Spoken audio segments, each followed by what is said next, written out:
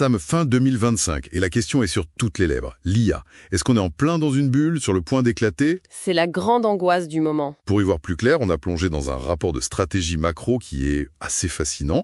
On essaie de comprendre si ces milliards de dollars sont les fondations du futur, ou si on est en train de refaire la bulle Internet de 2000. Oui, on a cette tension permanente entre l'optimisme tech absolu et un scepticisme économique très très froid. Et ce rapport, justement, il évite de prendre parti et il creuse. Alors allons-y. Le premier chiffre qui, franchement, m'a sauté aux yeux, c'est ce qu'ils appellent le trou de 600 milliards de dollars. Ah oui, C'est l'écart, enfin c'est juste dingue, entre les dépenses en puces, en infrastructure et les revenus que les logiciels d'IA génèrent vraiment. Comment on peut justifier un truc pareil? On dirait de la folie. on pourrait le croire.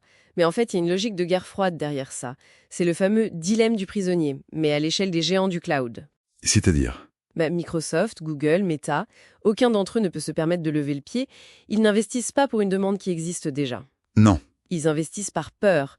Une peur existentielle, que le concurrent sorte l'application qui va tout changer. Donc c'est une course à l'armement. D'accord. Le vrai risque là-dedans, c'est que beaucoup de ces soi-disant revenus de l'IA ne sont que du capital risque qui tourne en boucle entre les géants et les startups qu'ils financent eux-mêmes. Cette course à l'armement, ça fait forcément penser à la grande peur de l'an 2000. La question que tout le monde se pose, est-ce que Nvidia, c'est le nouveau Cisco? C'est la comparaison évidente. Et c'est là que le rapport devient vraiment contre-intuitif. La valorisation d'NVIDIA, oui, elle est stratosphérique, mais elle est bien plus saine. Plus saine. Oui. Son ratio cours-bénéfice est autour de 48. Celui de Cisco, à son pic en 2000, c'était 200. Attendez. 48 contre 200, c'est 4 fois moins. Donc malgré les gros titres, la situation est beaucoup plus rationnelle qu'à l'époque. Exactement. Et la différence fondamentale, c'est le carburant. La bulle de 2000, elle tournait à la dette et aux promesses. Aujourd'hui, les Magnificent Seven, ce sont des machines à cash. Elles sont ultra rentables et financent ça avec leurs propres profits. L'écosystème est plus solide donc. Beaucoup plus. La vraie fragilité, et c'est là que ça devient surprenant, elle ne vient pas de la finance, elle vient du réseau électrique. On se heurte à un mur physique en fait. On a toutes ces puces, mais on n'a plus assez de prises pour les brancher, c'est ça? C'est exactement ça. Le mur énergétique. Les estimations disent que d'ici 2030, les data centers pourraient consommer 9% de toute l'électricité américaine. C'est énorme. Du coup, la conséquence est spectaculaire. Les géants de la tech se tournent vers le nucléaire. Microsoft aide à relancer une unité de la centrale de 3 Mile Island. Incroyable.